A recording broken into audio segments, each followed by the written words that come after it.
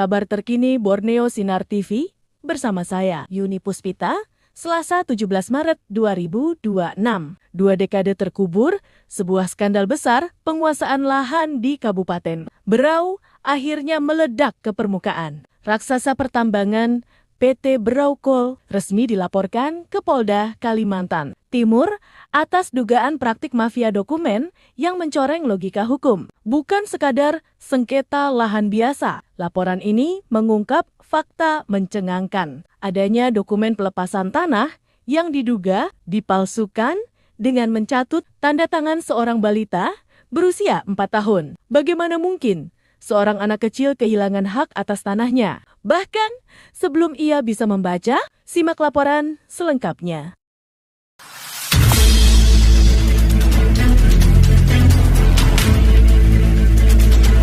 Oh, 4 tahun. Oke. Pak Nur. Kelompok Tani Usaha Bersama atau UBM Raang tidak lagi bisa menahan kesabaran. Melalui laporan polisi nomor LP-B-67 2 Romawi 2026 SPKTI, masyarakat menyeret dugaan pemalsuan surat yang dilakukan secara terstruktur selama hampir 20 tahun. Salah satu bukti paling fatal yang ditemukan adalah dokumen pelepasan tanah atas nama Aldi. Fakta menunjukkan saat dokumen itu dibuat, Aldi masih merupakan balita berusia 4 tahun. 4 tahun, maksudnya 4 tahun itu bagaimana? Di umur 4 tahun saya sudah punya garapan, Pak, di surat bukti brokol itu, Pak. Sedangkan orang tua saya tidak tahu menahu tentang hal itu, Pak. Surat apa itu? Bukti apa? Surat garapan, Pak. Surat garapan.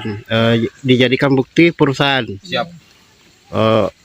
Di dalam surat itu masih berumur 2 tahun ya? 4 tahun. 4 tahun. Memang betulkah kira-kira kita ada tanda tangan di situ? Siap, tidak ada, Pak. Tidak ada. Seperti itu yang dilaporkan laporan kita di Polda ya? Kita termasuk anggota kelompok tani juga? Bukan, Pak. Bukan ya? Oh ya. Ada mau disampaikan lagi? Ada, Pak, terkait di tanda tangannya kepala kampungnya itu di garapan bukti surat pemalsuan itu tidak ada, Pak. Sedangkan RT-nya ada tanda tangan. Oh iya. Sudah cukup? Tahun Ibu Nurbaya, orang tua korban, menegaskan dalam kesaksiannya bahwa ia tidak pernah merasa menandatangani atau melepaskan lahan milik anak-anaknya kepada pihak perusahaan. Izin nih Bu, apakah Ibu juga dipanggil sebagai saksi di Polda kemarin, Bu?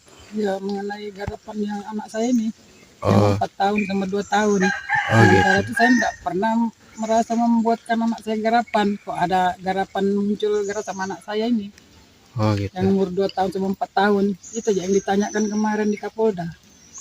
Terus apa lagi, Bu? Ya. Dia bilang, Ibu betul-betul kan tidak pernah tanda tangan ini. Saya Pak tidak pernah, betul saya tidak pernah tanda tangan. Sedangkan yang saya baru tahu nanti munculnya ada sidang ini, baru saya tahu kalau ada garapan anak saya yang umur 2 tahun sama 4 tahun. Itu aja. Ibu keberatan nggak kira-kira? Ya keberatan lah Pak, saya tidak terima. Masa anak umur 2 tahun sama 4 tahun dibikinkan garapan. Jadi harapan Ibu kepada penegak hukum seperti apa, Bu? Ya, kita minta keadilan lah, bagaimana anunya kan, bagaimana hukum nanti yang mempertimbangkan. Oh, iya. Makasih, Bu ya. Bu dengan siapa nih, Bu? Nurbaya. Oh iya. Makasih, Bu. Tak hanya itu, manipulasi administratif juga menyasar jabatan publik, di mana nama seorang ketua RT yang sudah pensiun sejak 2003 justru muncul aktif dalam dokumen perusahaan tahun 2008. Warga pertanyakan legalitas lahan, mantan ketua RT merasa namanya dicatut. Bapak Nurdin secara tegas membantah keterlibatannya dalam proses pembebasan lahan yang diklaim oleh sebuah perusahaan tambang batubara, PT Berau Coal. Hal ini disampaikannya menyusul adanya laporan ke Polda terkait dugaan pemalsuan dokumen surat garapan lahan. Nurdin menjelaskan bahwa dirinya merasa sangat keberatan karena namanya muncul dalam surat garapan tertanggal tahun 2008. Padahal, ia mengaku masa jabatannya sebagai Ketua RT 09 Kelurahan sudah berakhir jauh sebelum tahun tersebut. Pak Nurdin, ada yang saya mau tanyakan terkait dengan pelaporan di Polda. Bapak hadir waktu itu Hadir, Pak. sebagai apa? Saya sebagai pelapor Iya. bahwa waktu sidang di Berau tiba-tiba muncul surat garapan atas nama saya yang buat, Pak. Tahun berapa Pak itu? Itu tahun 2008. Waktu tahun 2008 itu Bapak jabat apa waktu itu? Saya enggak jabat apa-apa sudah, Pak. Soalnya saya jadi RT itu tahun 2000 sampai 2003 aja. Nah, itu yang membuat saya enggak terima, Pak. Nggak terimanya gimana Pak? Coba ceritakan Nggak terima sedikit. karena saya anggap itu pemalsuan, Pak. Karena saya tidak pernah membuat begitu. Pemalsuan di dalam surat atau gimana Dalam Pak? surat, Surat apa itu Pak? surat garapan. Oh, surat garapan yang sebagai bukti perusahaan atau gimana? Iya, sebagai bukti perusahaan bahwa saya sudah membebaskan lahan kelompok tani. Sementara saya mana punya keberanian membebaskan lokasi kelompok. Tahun? Karena saya enggak punya wewenang lagi di situ. Terus apa yang Bapak sampaikan ke Polda waktu diperiksa Pak? Ya itulah kemarin Pak saya sampaikan bahwa ini saya enggak terima karena saya merasa tidak pernah membuat surat garapan tahun 2008. Sementara saya enggak punya wewenang lagi membuat garapan itu, Pak.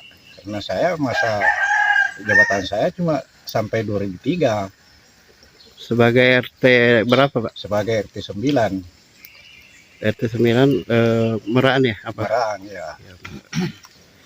Terus setahu Bapak kelompok tani ini pernah nggak dibebaskan oleh PT Brokol? Ya setahu saya belum pernah, Pak. Oh iya. Terima kasih Pak ya. Kini, desakan keadilan mulai meluas. Aliansi Ormas Adat Kaltim, termasuk Pasukan Merah 1101 Mandau, menyatakan sikap satu komando untuk mengawal kasus ini hingga tuntas. Demi memastikan hukum tidak hanya tajam ke bawah, namun juga berani menghadapi raksasa tambang. Dalam keterangannya, Pak Rafiq menekankan bahwa masyarakat saat ini masih mengedepankan cara-cara damai dalam menuntut hak mereka. Namun, ia mengingatkan agar pemerintah dan aparat segera mengambil tindakan tegas sebelum situasi di lapangan semakin tidak terkendali. Masyarakat menuntut keadilan atas penguasaan lahan yang dianggap sepihak. Sebelum semua ini lebih parah, kami mohon pihak pemerintah terkait aparat penegak hukum tolonglah masyarakat. Jangan sampai kesabaran masyarakat habis. Saat ini kami berupaya untuk melakukan aksi damai. Nah, dan kami sangat berharap agar masalah ini diproses sebenar-benarnya. Karena dengan alas hukum yang ada sudah jelas itu PT Brokol itu kayaknya bermasalah di lahan kami. Ya. Harapannya Pak ke Presiden kira-kira seperti apa ini Pak? Ya, kami berharap dari pemerintahan terkait terutama agar kiranya izin perusahaan yang seperti ini untuk ditinjau ulang. Kasihan masyarakat di sekitar tambang. Itu aja Pak. Oke, terima kasih Pak.